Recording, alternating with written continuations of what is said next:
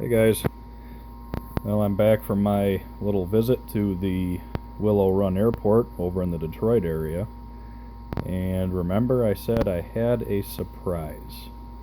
No, it's not this, you've seen that. That I'm planning on test flying tomorrow for the first day of January in Michigan. Tomorrow's supposed to be really nice, so good time for that. But here is the reason I was at the Willow Run Airport. This is a plane I've been after for about 3 years now. It's a Zeroli B-25. This is the original version, the 101 inch.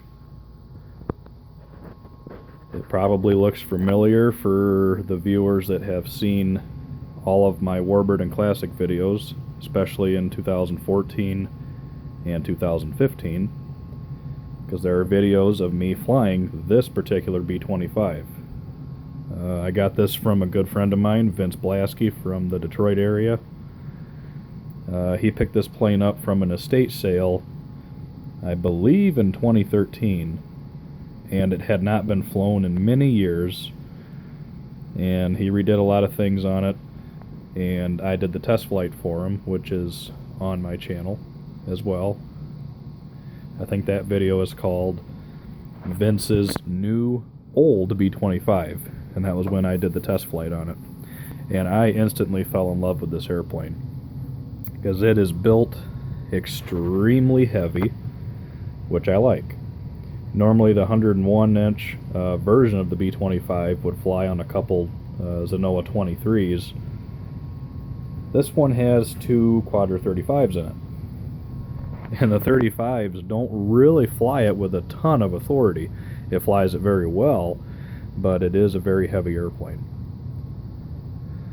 Now the main downside to this plane is, yep, you guessed it, a one-piece wing.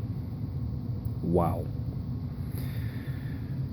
So that's going to be a chore for transportation and for storage, since yeah, there's no way it's going in there. So this may actually be heading to my storage unit, where I keep the majority of my not flyable airplanes and just random stuff around the house that we don't want to get rid of. But this plane may have to live there. Then when I want to fly it, just go get it. It's pretty much in flyable condition. The servos are very old. The plane was probably built in the early 90s, and the servos are from the mid to late 80s. There are some newer ones in there, but the majority of the flying control servos, like the ailerons and the elevators, are JR 501s. Those are very basic servos, and they were popular back in the late 80s. So those will be removed. But when I got it from Vince this morning, literally he took the receiver out and I got the plane.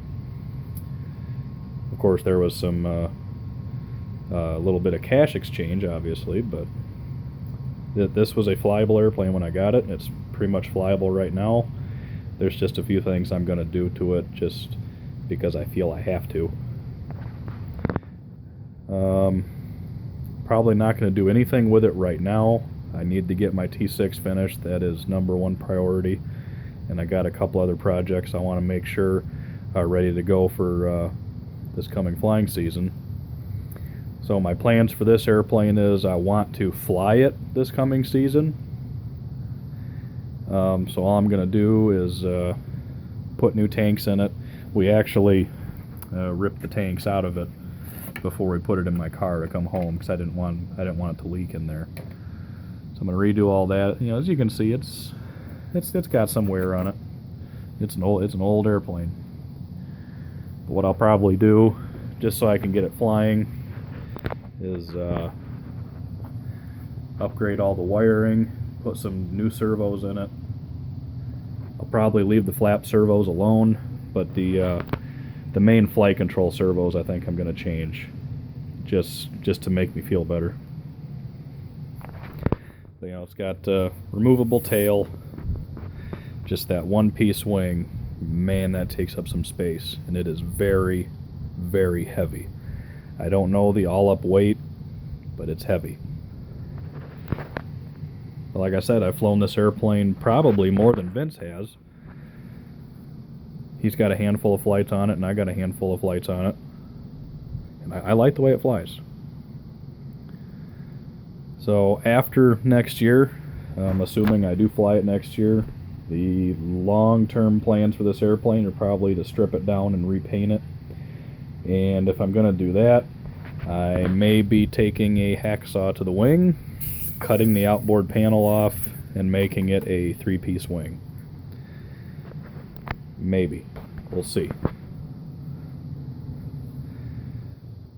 Other than that, it's not in bad shape for its age. It's got some average, you know, some wear and tear, dings and cracks, but that's all just cosmetic stuff.